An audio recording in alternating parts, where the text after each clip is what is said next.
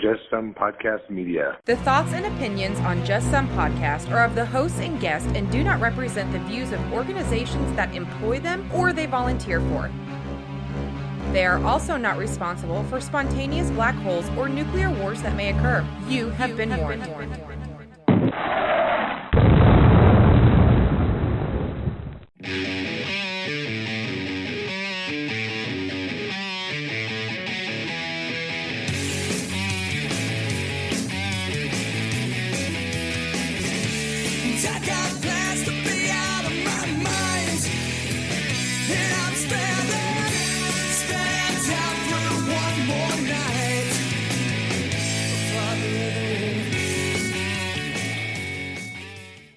Welcome, everybody, to another fun-filled and exciting episode of Just Some Podcast. This is Tom. Hey, this is Ben. Tom, how are you, man? I am doing great. I almost just set my house on fire, and I got to get a new air conditioner. So I am just living the dream. Wait, you don't have air conditioning right now? No, I have air conditioning. Okay, I was getting ready to cancel my trip. Yeah, no, I have air conditioning. The guy fixed it. It was like, yeah, this might last a couple days. This might last a year. You need a new air conditioner. So I need a new air conditioner. I'm going to get a new air conditioner. I just don't have it in my house yet. But my house is cool. Yeah, cool is, I guess, the appropriate word. And things are going well. So I'm just going to leave it at that before I jinx anything. Well, I had a heat and air guy out a couple years ago who told me the same thing, that it would only last maybe one more season, and that was 2 years ago. So, I mean, you just run it till the wheels fall off. Yeah, but I don't want the wheels to fall off when it's 103 or -4. So either one of those situations is when it would stop for me, and I don't want it to. So I'm going to get it fixed appropriately. I just haven't yet. But I just found out. So it's not like I've been waiting. It just happened. So... But I'm also super excited for tonight, Ben, because we have two amazing guests on tonight, if you want to introduce them. Yeah, so we have Lydia and Heather, and their Facebook page is Back to the Facts. Their podcast is Back to the Vax.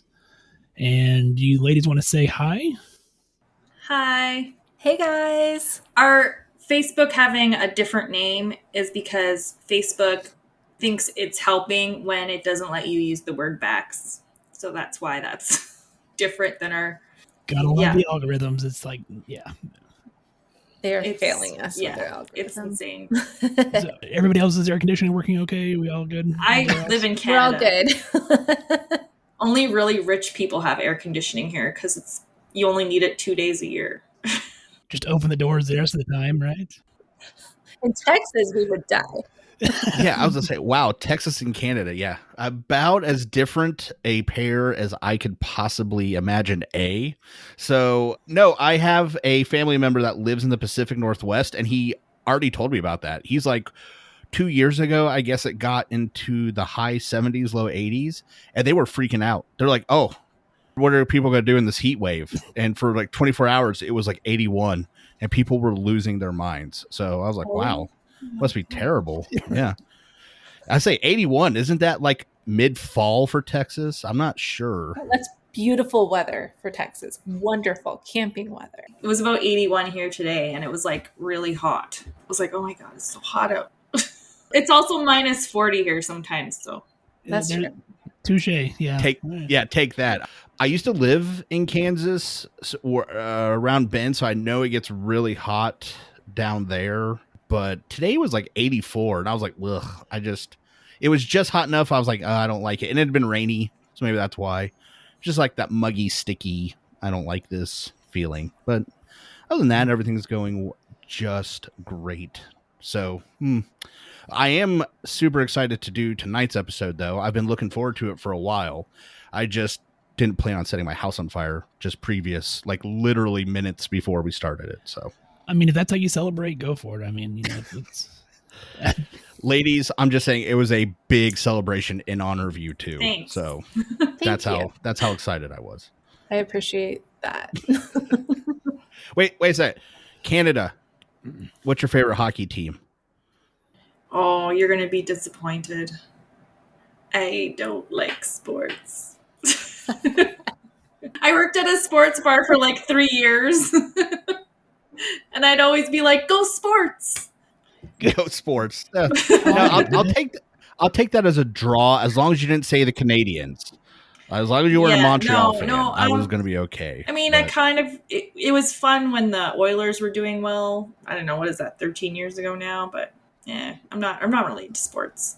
We're more like video what was game that guy's nerds name? in our Gretzky? house. Gretzky, Yeah, something like that. Yeah.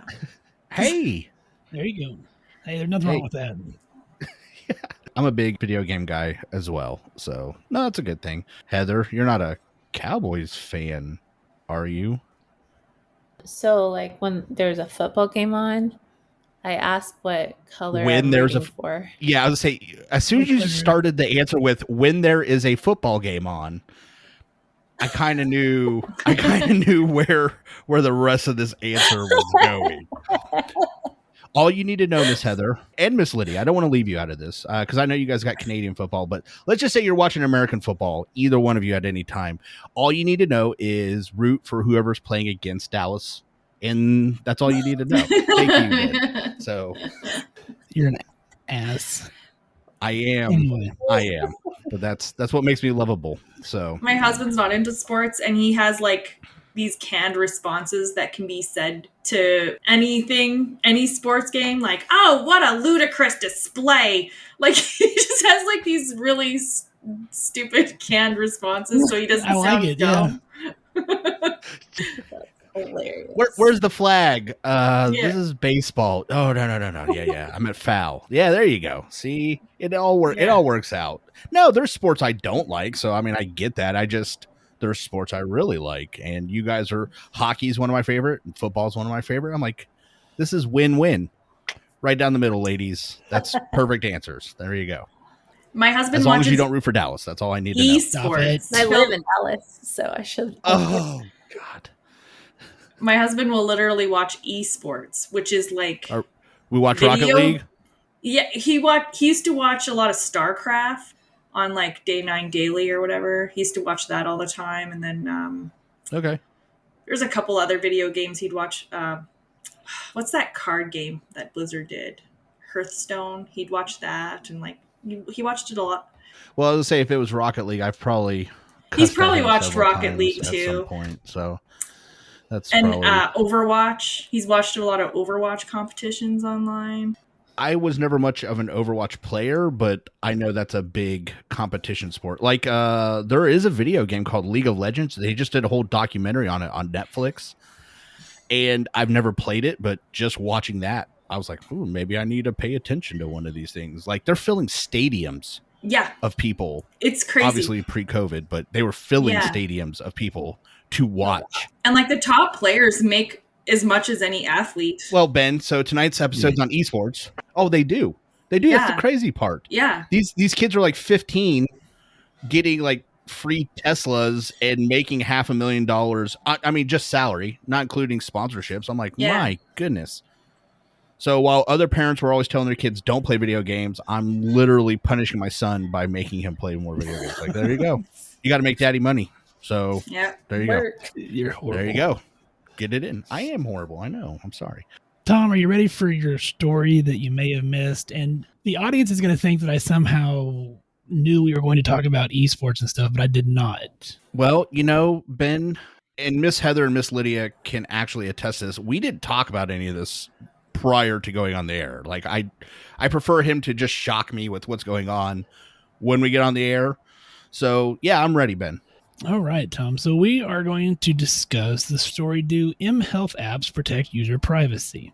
According to Statista data, Apple App Store carries about 2.2 million apps for iPhone users. Google's Google Play Store offers about 3.4 million apps. And approximately 100,000 of those are considered medical health or fitness apps, and those are referred to as the mHealth or mobile health apps. So while users may assume that these apps protect the privacy of their sensitive health data, the study finds that 88% of these apps sold on Google Play Store are designed to harvest user information. Where that information is going, Google was the recipient of 34% of the transmitted personal data, followed most closely by Facebook with 14%.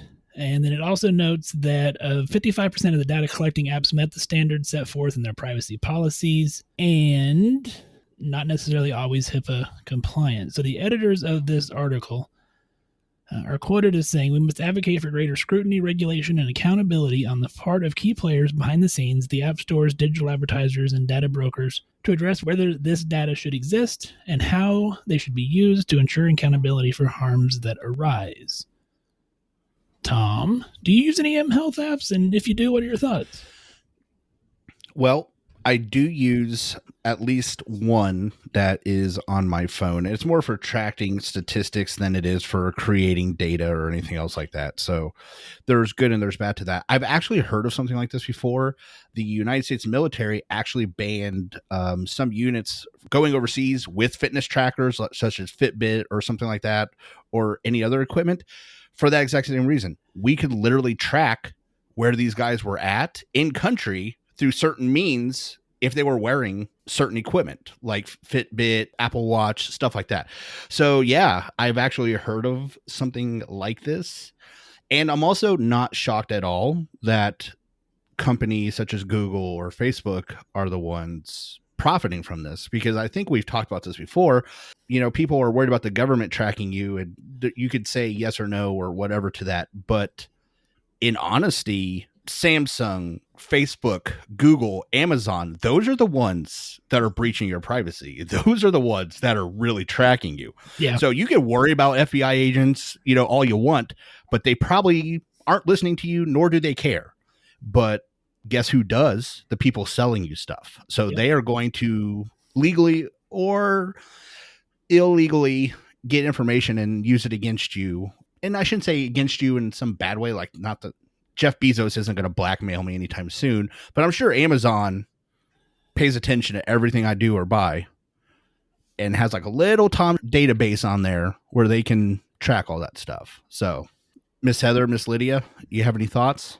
When I've seen the anti-vaxxers, get terrified that the government is tracking them, my first thought is like, why would the government track you? Like, why would they care? What is it about you that the government is obsessed with? And then my second thought is they're typing their opinions about this fear out on their smartphone. And I just, Yep. I can't after that. It's just too much. Well, even with the theory that they're putting a tracking chip, in your arm with the new vaccine, I'm like, why would they need to waste their time doing that? You carry a phone with you everywhere you go. You literally tell everyone where you are at every given moment. Like, they don't need to track you in your arm. Like, that doesn't make any sense whatsoever. And as you're talking about the Fitbit, I'm like, yeah, my Fitbit knows everything about me. It's freaky. And not only does it know everything about you, but like, I know there are different models, and like some of them now can read your text to you, or like they know like, oh, you have a text. So now they even have that access.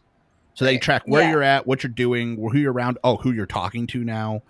And so again, just like you ladies just said it, and it's something Ben and I have said before, is why would the government need to go through all the trouble of inventing nano processors and liquid construction of these chips to track you when you literally have a GPS, a video, and microphone system that you take with you everywhere, and then you feed it information? Like all those people that are like, oh, your actor name is really the name of your first car and your pet's name. I'm like, you're just giving people just information over and over and over. Phishing, Stop doing that. And people voluntarily give the information up. Like, it's not like people are not talking about themselves on social media. Well, and again, that becomes another counterattack, is when someone's saying, well, they're out to get me. I'm like, well, what are they needing to find that you haven't given them? Like, why are you worried about it if they take the stuff you gave them freely? I never understood. Like, if someone breaks into your house and takes it, like, obviously. But when I go on Facebook and I say, I love my wife, and I tell them her name, where she's at, where we're going to dinner, what we're doing, and then people are like, well, they're invading my privacy. No, I'm making my privacy public. Like that's not the same thing. So Right. And I wasn't overly surprised personally that Facebook had about 14% of that data.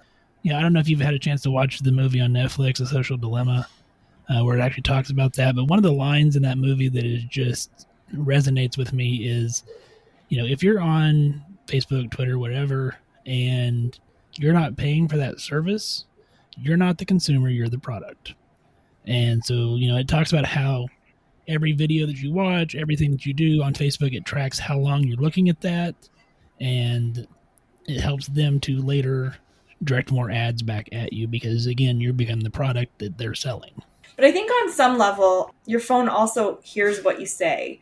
Because, there's certain ads I get where I'm like, I didn't even search that in. I just mentioned something today. And then one example was I started getting ads for jalapeno popper recipes because I was like, I told my husband, I'm like, I should make jalapeno poppers one of these days. And I started getting all of those tasty videos, where they show really quickly how to make stuff. And I was like, that is too freaky. Mm-hmm. And then I had my phone with me at work and we were promoting a new beer. And I didn't look up the beer or anything. And I started getting all these ads because we were talking about the new beer we were promoting. I started getting all these ads for the beer we were promoting on my phone. I'm like, how is this happening? And I've had so many coincidences like that. And I found an article that says it's not listening to you in the way you think it's listening, but it's listening for keywords. So your phone does on some level hear everything you say. So real quick before we move on, first of all, Tasty does have some great videos. I got some mozzarella stuffed meatball recipes off there that are just fantastic. So that's not all bad. Okay. But how does it know? But no, the same thing happened at work the other day. Somebody was asking me, well, just like you said, passive listening. Just like I'm not going to say the operating system of my phone, but if I said, hey, it would click on. That's not an action. Yeah. It is always listening. So just like you said, it by no means is it possibly recording a conversation. I guess it's possible, but more likely is that it's listening for targeted sponsorship words. Like let's say somebody wants to talk about, jalapeno poppers.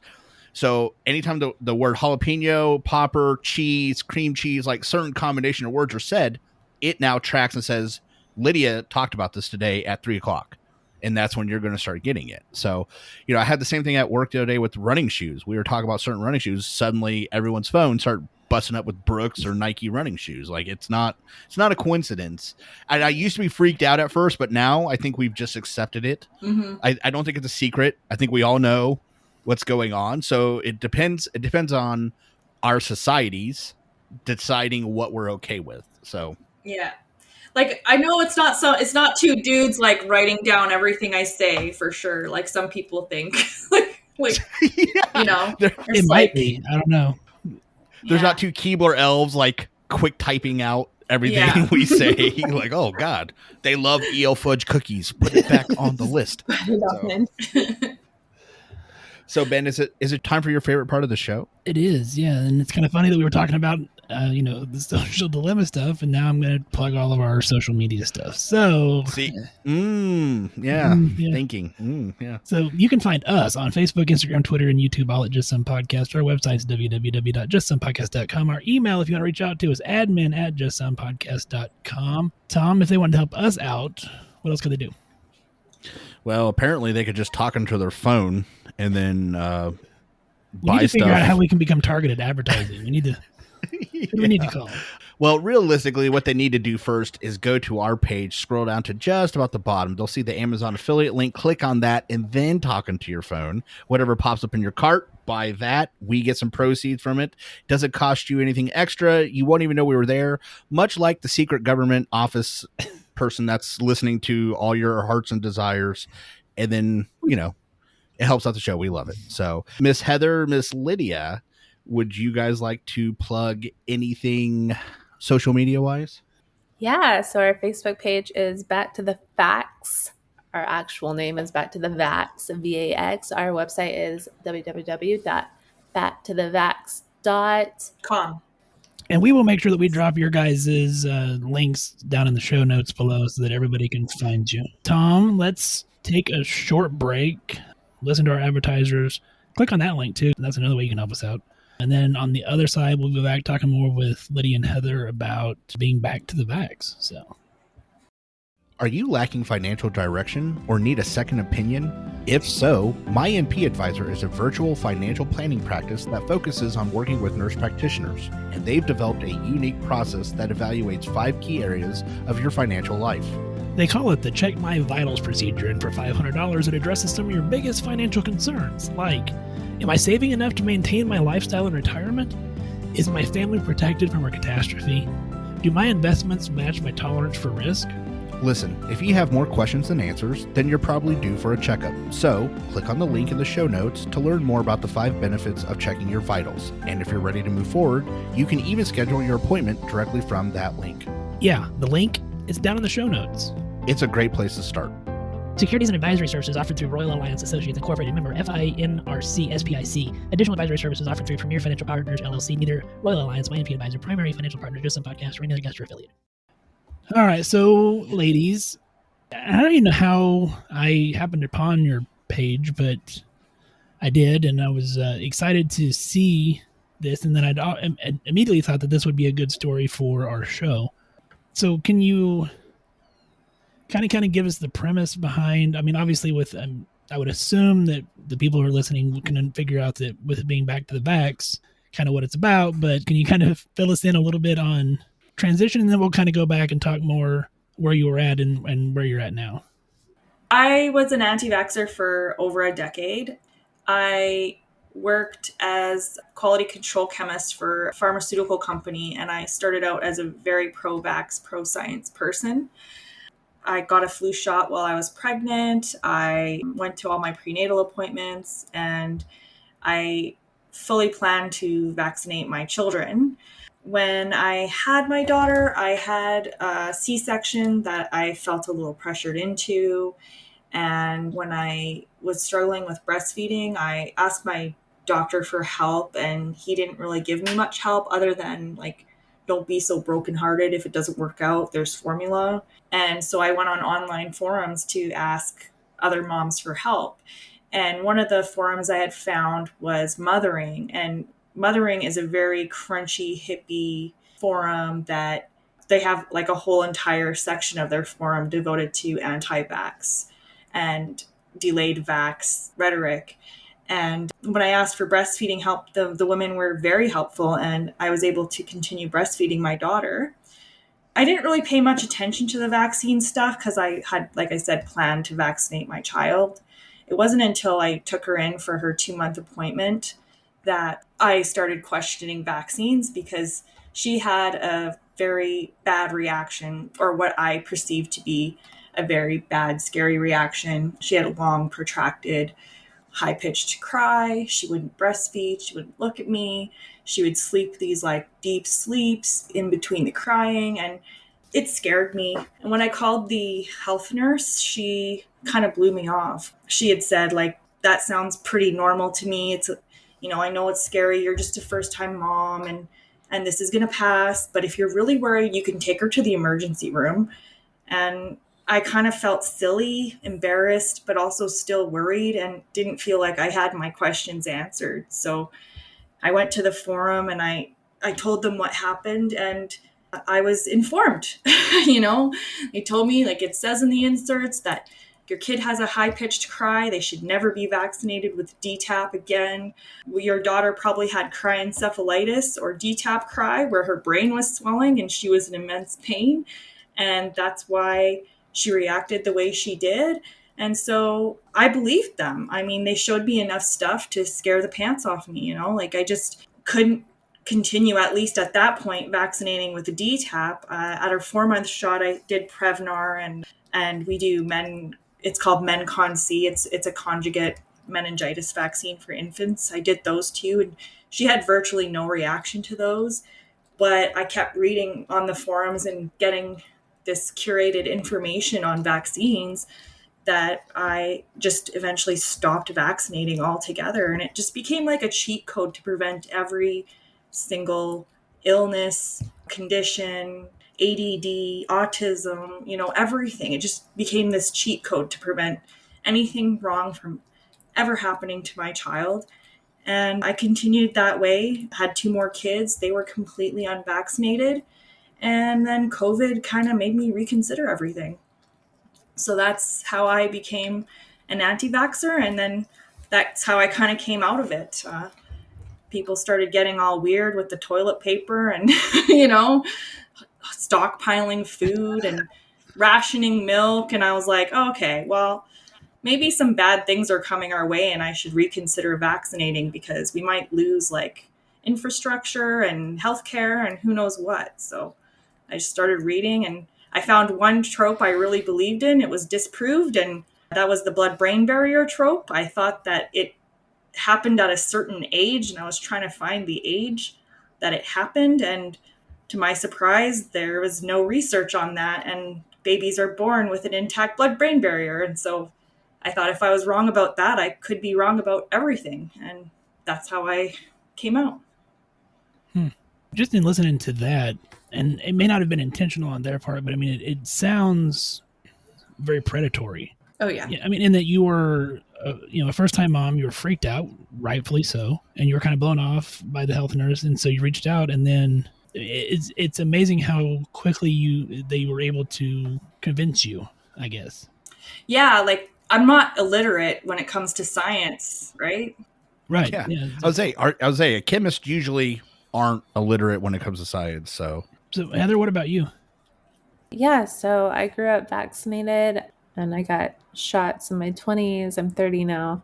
I stumbled across a 9-hour docuseries on Facebook when we were starting to look at having a family, and it was all about vaccines and how they're bad. And I thought, oh, you know what? I'm going to be a mom soon. I should just get the other side of the story because it's my job to know everything there is to know about parenting. So me and my husband watched it. We watched all 9 hours, and it was just a bunch of doctors blaming everything under the sun on vaccines, like everything, allergies, cancer, ADHD.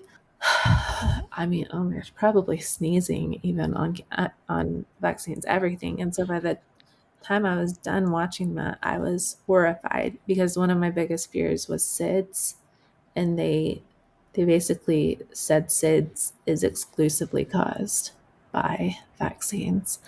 And so, kind of like Lydia said, I was like, oh, wow, I can kind of play God and avoid all trauma and illnesses if we just don't vaccinate her. And so we didn't. I mean, she got the vitamin K shot, which is not a vaccine, but about a year and a half after she was born, I started posting about it online, and I found this huge community of anti-vaxxers. And I was living out in West Texas. My husband was working a ton of hours. I didn't have any family close by, so they were kind of like this big support system. And they were kind of weird. A lot of them believed the earth was flat and that we didn't land on the moon and all this stuff. But I was kind of overlooking that because I was like, this is cool. I have a community of mom friends. And so I just kind of dove into that. And I kind of grew this following. And I had all these people make hate pages about me. It just kind of became its own life. I dressed up as the measles, which went viral for Halloween in 2019 because I said it was the least scary thing I could think of, which is horrible.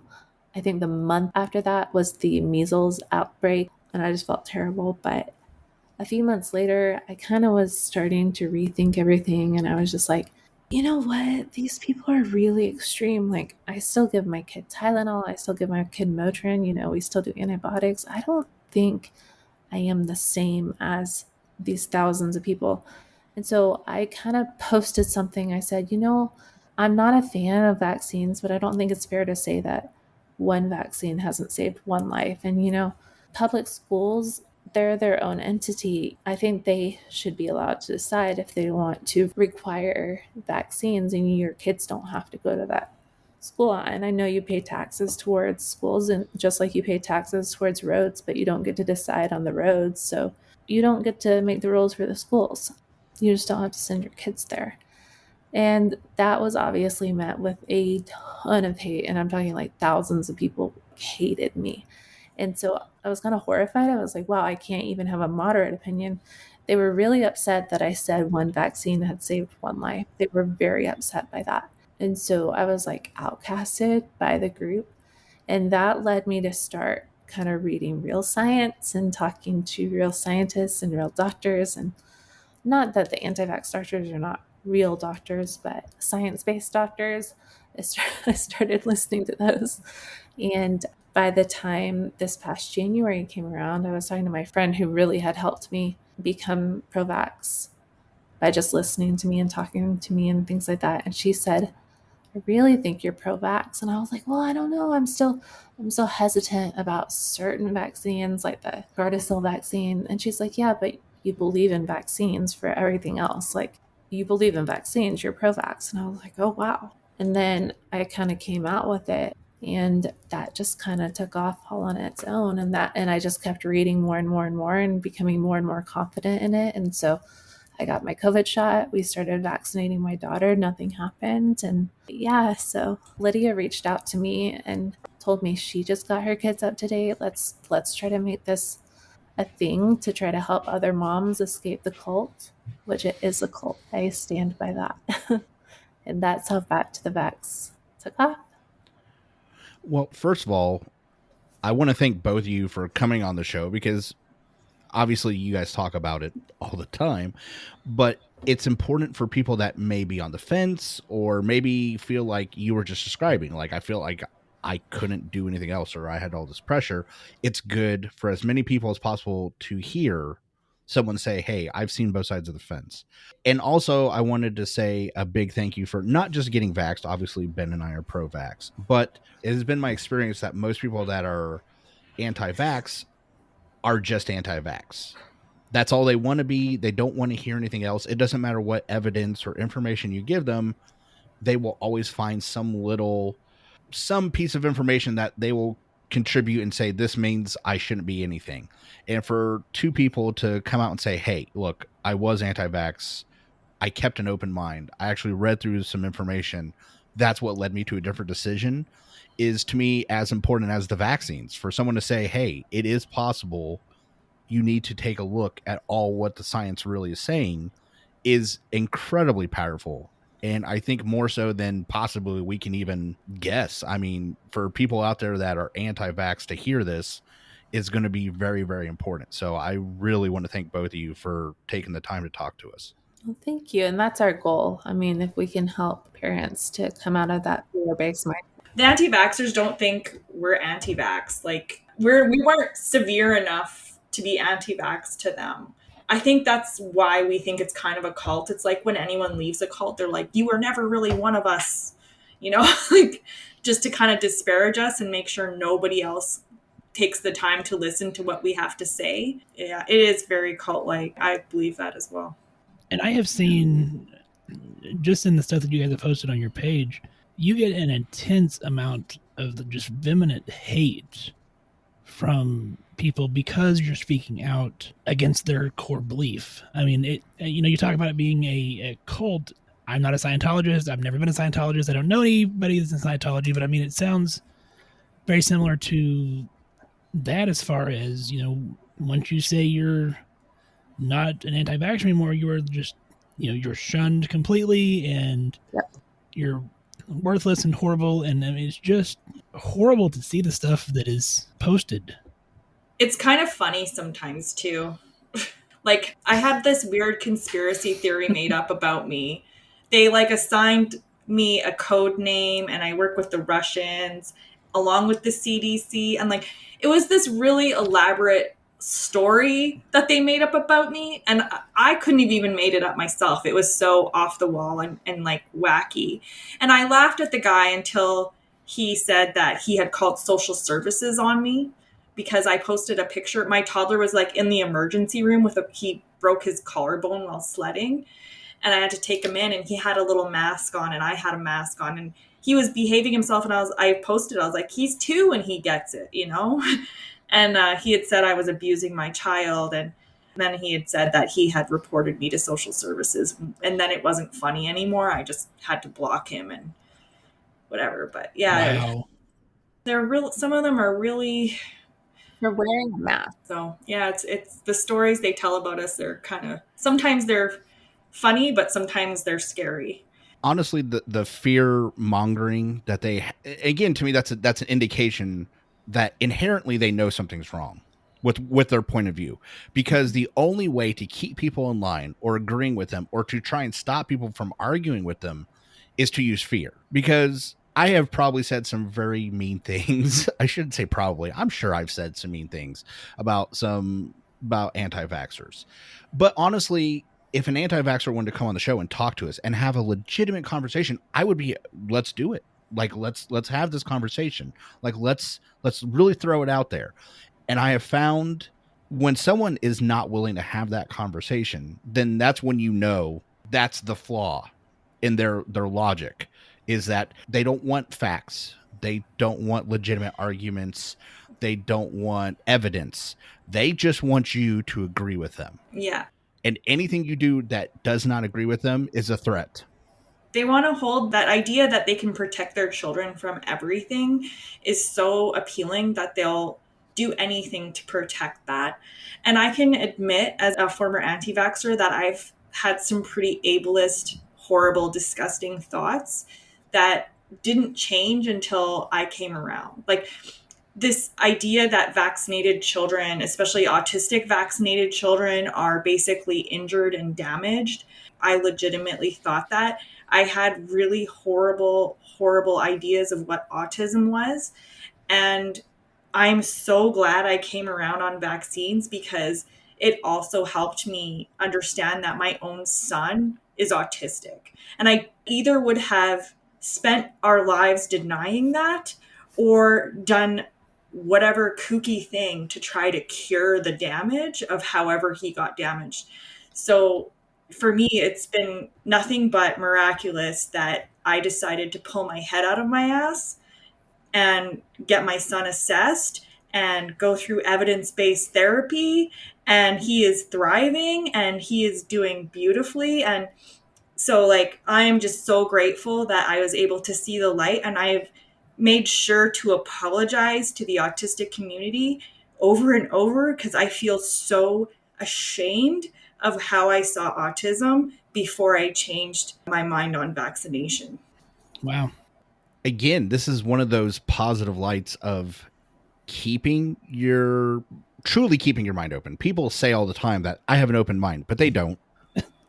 But they don't. They just don't. No, I mean, yeah, that's it. I mean, but Miss Lydia hit the nail on the head, and she is saying, like, look how much better things have gotten since she was able to keep that open mind. And this is the message I hope everyone gets out. Regardless, I mean, I want everybody to get vaccinated, but really, regardless, it is the message I want to be tonight is really look at the data. And Ben has said this many times on the show. If you go to antivax.com, don't expect to find any studies substantiating the safety of vaccinations. Like, if you keep going to the same place, that's what you're going to find. You're going to find what is being given to you. So for people to learn how to really investigate and interrogate the information on their own, if we don't do anything else, I hope we get that out. It was like an eye-opening moment for me when I realized I was kind of having to shut my eyes on obvious things to stay an anti-vaxxer. Mm-hmm.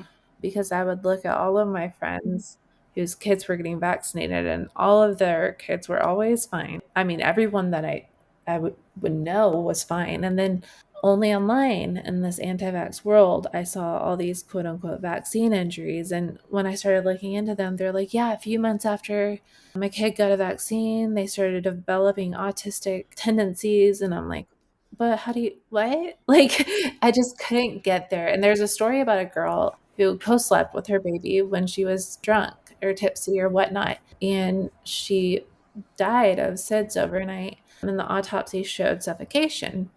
But she said that because the baby had the vaccines 3 days later, it was from the vaccines. And I wanted to support her because I thought she was so sweet, and I thought that was such a tragedy, and it is such a tragedy.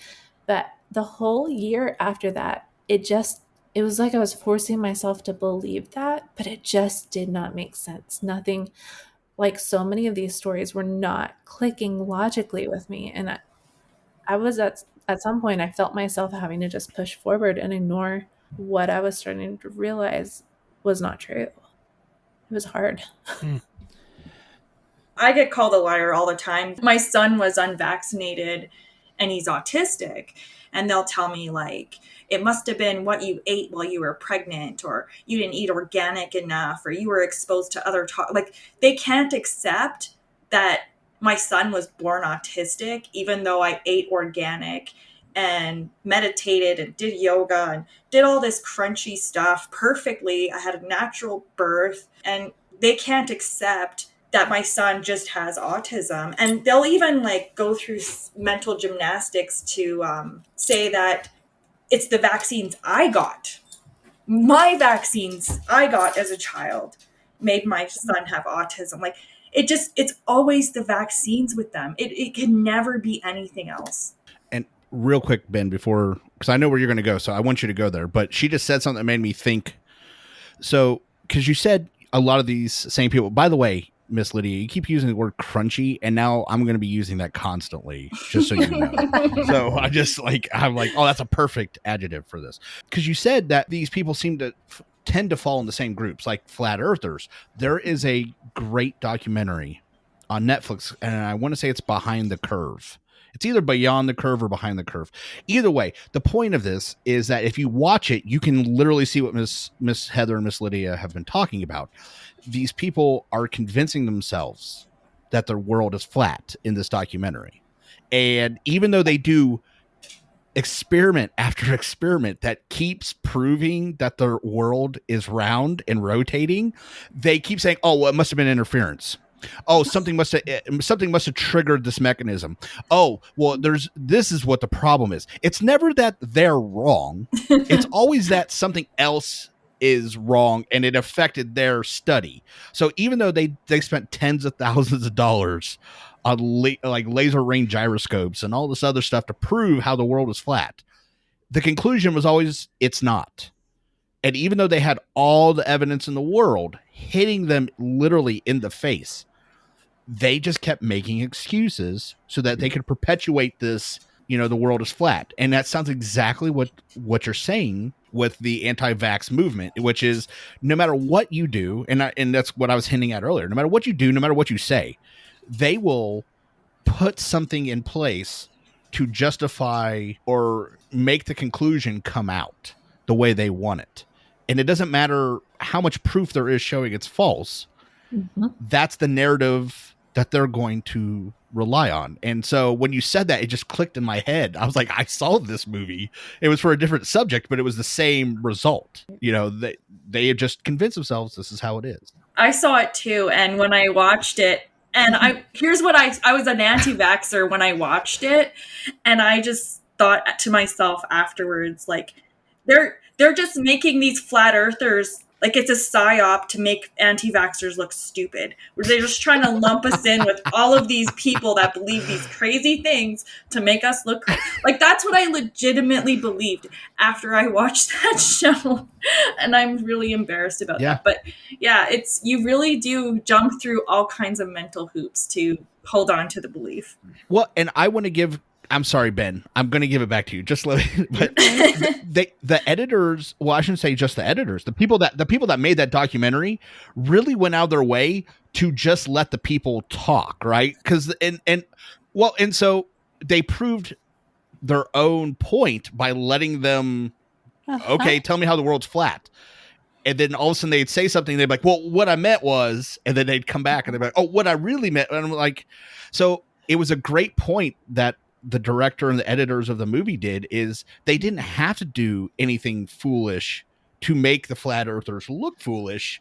They literally just let them talk, and it just kept, but at the same time, you can see the mental, for lack of a better term, psychosis that Miss Lydia is talking about, that these people are like, oh, nope, the government is the one editing this video so that it looks like that. I'm like, the guy said he couldn't find the start button and the camera literally pans down at the start button. but he knows how the world's flat, but he couldn't operate something with a start button. I'm just like, that's not really the government tricking you. That's just them being them. So anyways, I'm sorry. Ben has a very cogent point, and I want him to get to it because I have been interrupting him for like 10 minutes now. I don't know if it's a cogent point, but since okay, then it's not directed at healthcare professionals like nurse practitioners and PAs, we have physicians and of course everybody else that listens. From our standpoint, if you have someone who is vaccine hesitant, or Lydia had talked about earlier, she called in after there were some concerns with her daughter's vaccines and felt like she was blown off. What are some things that we can do from your perspective to prevent that slippery slope from even starting? I think there's a hesitation. I think that doctors are afraid to breathe life into myth if they address an anti-vaxxer or even just a worried parent's concern. So I think their knee-jerk reaction is to quickly dismiss it and hope it goes away. And it doesn't work. You have to comb through it and help them come to the conclusion, and also acknowledge that their fears and what their child is going through at the time is worth looking into. I think had the nurse say, I understand you're scared. Please bring her in tomorrow morning. Bring her in. I'll have a look at her with you and we'll go through it. And if you have any questions, bring them with you. We'll talk together. It wasn't like that. It was, like I said, they're afraid to breathe any sort of credence or life into your fears. So they feel like if they just dismiss them, they'll go away, and they don't. And then people end up looking for answers on their own. And that's what you don't want. Right. When a doctor dismisses you or just kind of, shuts you down, then you're going to go looking for answers somewhere else. And that's when you go to Facebook and you meet the world of the anti-vaxxers. But had a doctor sat down with me and said, hey, what are your actual fears? Well, my fear is that the aluminum will cross the blood-brain barrier. Okay, well, this is why it doesn't. Okay, well, my fear is the polysorbate 80. Well, this is why that's not a big deal. And I understand that doctors have limited time, but this is a huge issue. And by just saying, well, vaccines are safe and effective, that just doesn't do it. And I'm sorry it doesn't, but they're going to go home and Google, and you lost them at that point. It's worth it to take the time because they will get their answers, and you're going to want them to get their answers from you. Because once you crush that trust, they're going to trust the people on the internet. I was going to say, I know my nurse for sure hated when the COVID-19 vaccine first started coming out, because if somebody had any questions, I would stay at length to discuss it, because Ben and I had been researching it for this show. So it was a topic I had dived into, and I would stay in there for very long periods of time if necessary to explain or trying to assuage their fears. And so you're kind of making me feel a lot better about myself right now, because I was like, hey, I try and talk to people when they have questions about that stuff. And so it makes it I would even the tissue paper that goes over the beds, I'd grab a pen, diagram out what a virus looks like, how the COVID-19 virus vaccine works, and try and answer all their questions. But it's not amazing when your nurse, Courtney, is yelling at you to go see your other patient. It is and it isn't. So it was worth it. I guess my next question is, besides answering questions, though, is there anything else that you guys could imagine that would help? Is there a type of information? I guess I don't know exactly what I'm trying to get at, but is there anything else that you think would have helped besides just answering some questions? Is there a resource that you think is trustable that people that are on the fence would trust? Because the internet has got lots of great information. I love Vaxopedia. Vaxopedia concisely and clearly cuts apart every single anti-vax trope with full references to each study that proves them wrong. When I changed my mind, I spent hours and hours on Vaxopedia. But what about this? What about this fear I had? And I would go through, and I was arguing with an anti-vaxxer once about it, and he's like, that's just Snopes for vaccines. I'm like, yeah, it's Snopes for vaccines. That's not an insult. That's the point. Yeah. But he said it was like it was an insult. But again, that's the point, is he didn't want the actual information. And if he says Snopes is bad, then you believing in Snopes makes you bad. So then he wins both ways. Like that's the only counter argument, is to discredit you, because they can't discredit the information. And for our listeners out there, if you're interested in giving that to your patients or looking at it yourself, that is going to be vaxopedia.org. Thank you, because I was about to start Googling it right as we cut off the show. Like, I have never heard of that, but I want to know about it. Vince is the author, and he's written hundreds and hundreds of articles. It's such a good resource. Well, ladies, we really appreciate you guys coming on and visiting with us. I'd like to take a few more minutes of your time so that we can do our final segment that we do with all of our guests, which is a segment we call 5 Questions. Ooh. Yeah. You're going to say that when you're done, too. So. Join us on a journey into the inner psyche of our guest as we ask 5 questions. So basically what happens is we ask the exact same 5 questions to all of our guests. And what this does is it just kind of gives us a little bit of a view onto your inner psyche. It's meant to be fun. And I ask the questions, and then Tom kind of picks apart your answers. So sounds good. I was just going to make a suggestion, since we're having some lag issues with Miss Lydia. How about this? Ben asks the questions.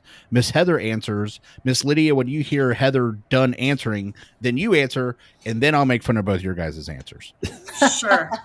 Okay. All right. It's not bad make fun of, by the way. It's just cheeky, non-crunchy. Or maybe crunchy, like making fun of it. Yeah, it's just fun. And we're going to alter them just a little bit, but we can do that. So, question 1, Heather, what is your favorite word? So this is weird, but I think in England they pronounce aluminium, and it makes me really happy. I don't like the word aluminum, but I like how they say it. All right. My dad says it like that too, but in like a heavy Serbian accent. Aluminium. I like the word off the top of my head. I like pragmatism. I like pragmatist. I like saying that because a lot of people look at you a little confused when you say you're trying to be more pragmatic. Heather's shaking her head. No. Tom, what do you got for that? Yeah. So, okay. So first of all, this is the first time that someone said, I just like how a word's pronounced. So I wasn't really sure how I was going to attack this right off the bat. So do you like to say herb as well, instead of herb, anything like that? I like to say herb because I've said it the wrong way my whole life, and that's just how I do it. Not because I'm fancy. And do you call gasoline petro by any means, or anything else like that? No. Okay. Because I have a friend from England, and I will have him give you a call sometime about some other funny words if you want. Like oregano is another one instead of oregano. Yeah, those crazy English guys thinking they know how to speak English better than us Americans. I don't like it. So, but just to let everybody, because is it Oregon or Oregon? I like Oregon. No, Oregon. Yeah. See. Look at the box of worms you opened, Heather. Just what have I done? Yeah. What have you done?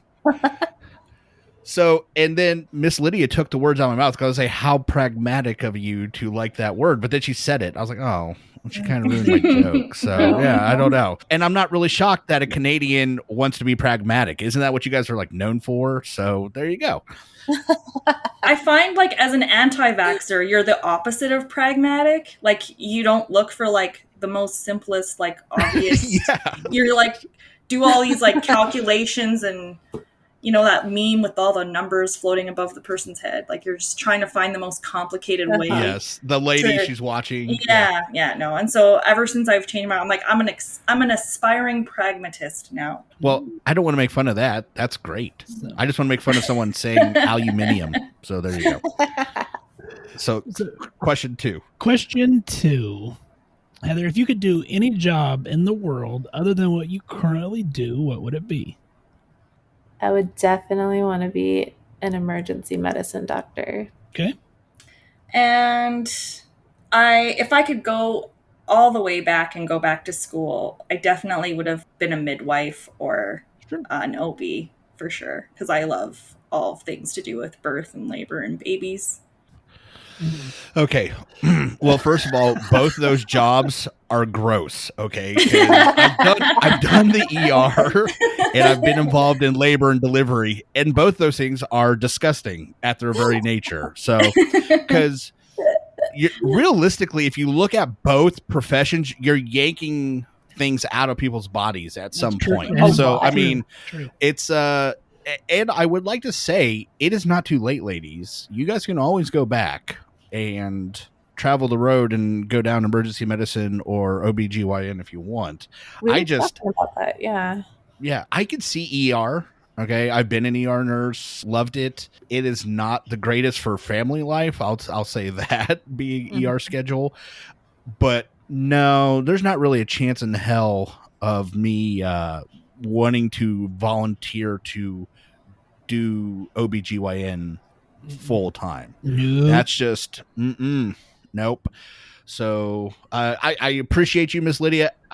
It's not possible where I live, so. Well, I would say that the world needs people like you that want to go through. Yes. But it's gross. Don't do it. Don't do it. Just bleh. Like, oh God. I mean, I desperately.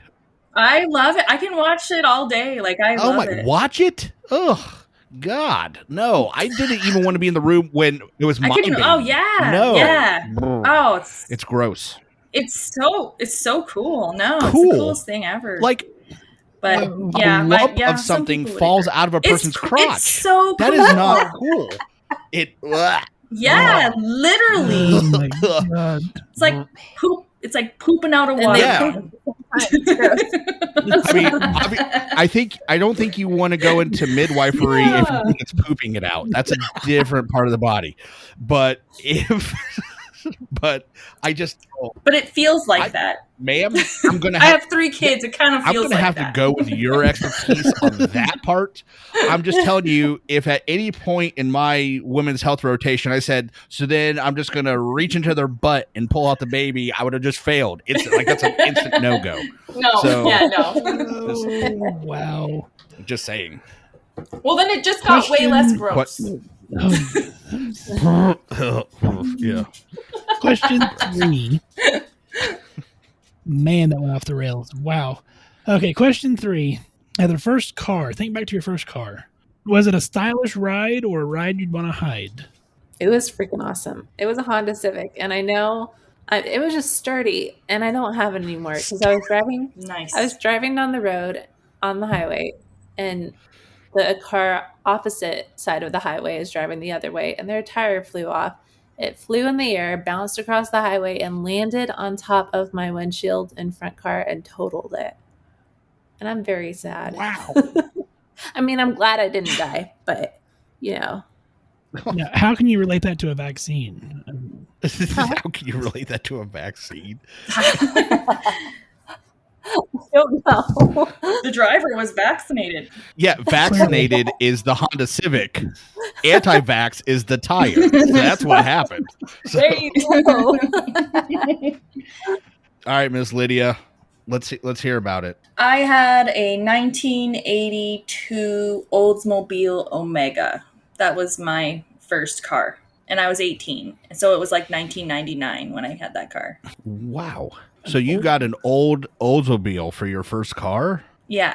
Yeah, that's not pragmatic at all. The Honda Civic is the pragmatic of these two choices right here. You know, you realize you probably should have had a tetanus shot just to get in that car. Oh, for sure. Yeah. Yeah. I was very grateful. My parents were on board then.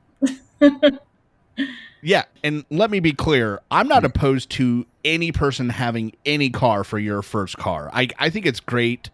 Any person will always cherish that first car. Even if it's a lump of shit, they are going to love their first car. Yeah. But it's going to be a lot harder when it's a 17-year-old Oldsmobile. it's a lot harder to hold on to that hope. Cherish. Yeah. Though, you know, with that all-metal front end, you could really hit things at full speed and not really incur a lot of damage, unlike the tire. A tire wouldn't have taken it out. Yeah. You know what that tire would have done to that Oldsmobile? Nothing. Yeah, exactly. Yeah. Nothing would have happened to that Oldsmobile. Oh. Question 4. If your house was on fire, hey, Tom.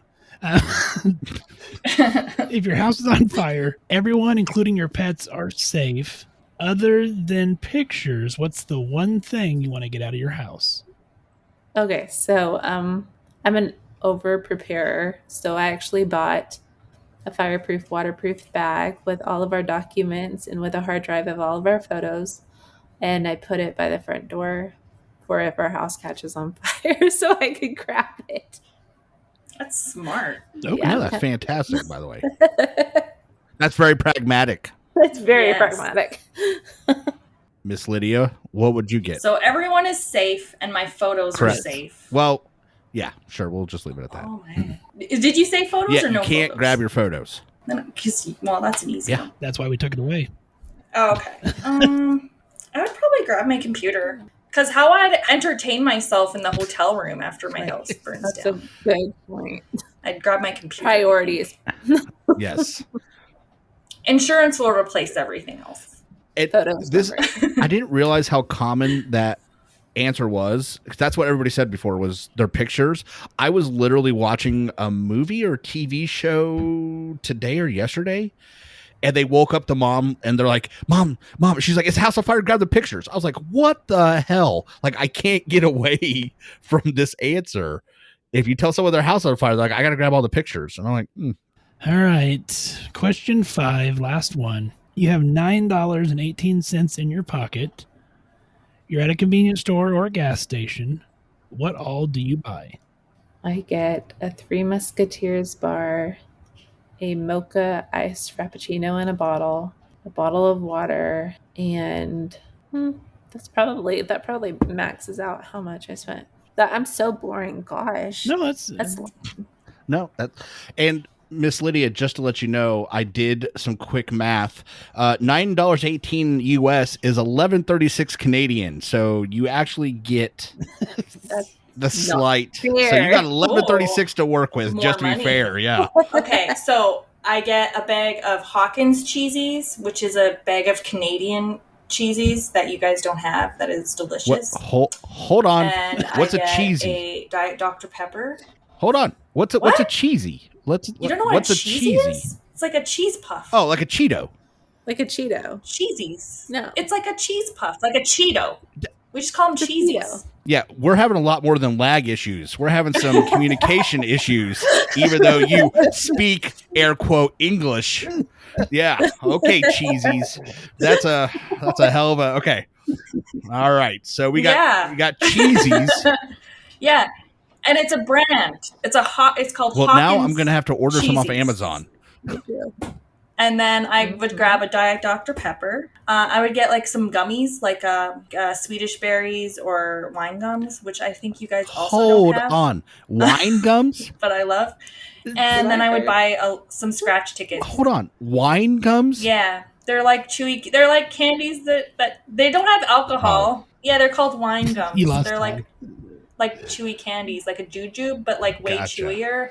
And they taste kind of like sour, Well, when you said wine, I know. like a jujube, but not a jujube. Well, the Fine. extent of my Canadian knowledge involves the NHL and the movie Strange Brew. So I was really expecting this to be something alcoholic.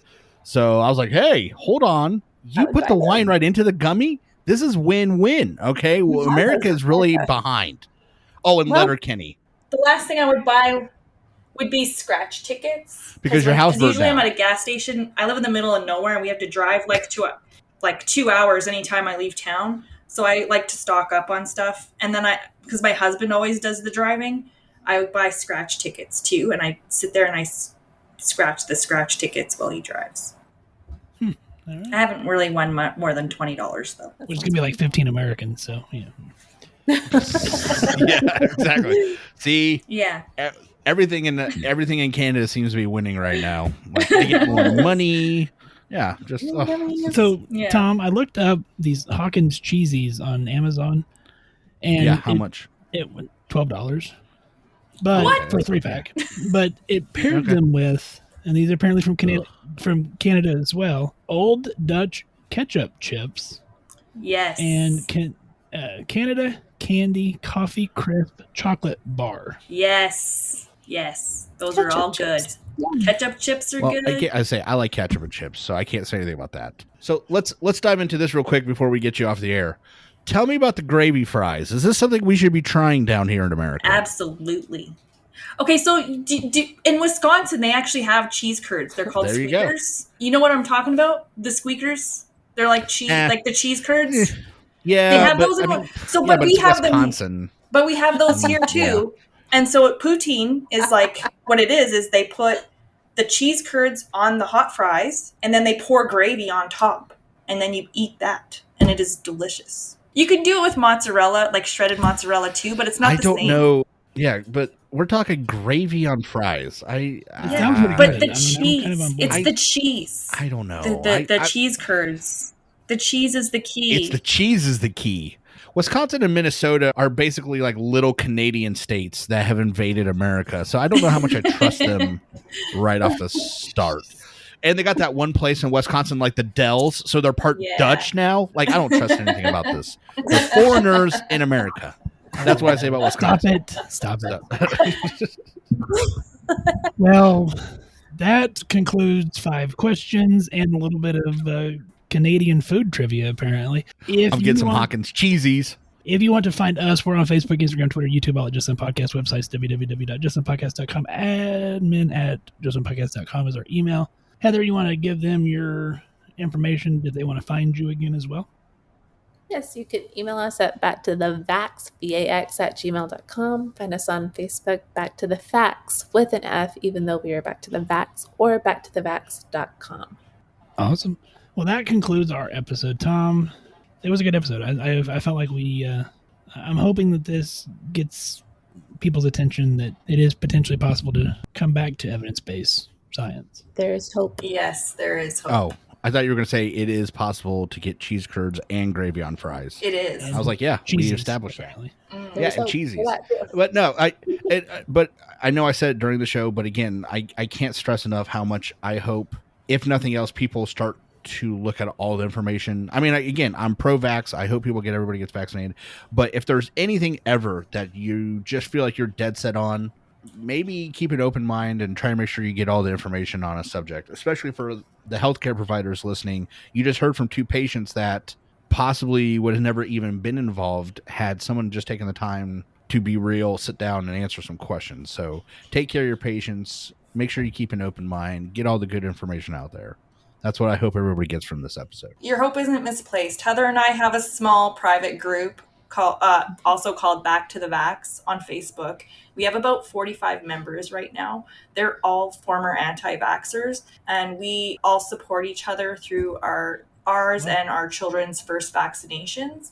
It's not for medical advice. We just support each other through the anxiety of vaccination, because it is leaving a cult essentially, and there's more than typical anxiety, especially those first few vaccinations.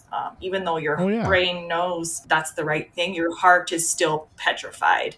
No, that makes total sense. That somebody would know that it's safe, but they're still scared to do it. It's great that someone is there to help them through that, especially someone that's been in their shoes. So I can't say enough. You guys keep up the good work and keep doing the good fight. Thank you. Thank you. Absolutely. On that note, wash your damn hands, wear your damn mask, get your damn vaccines.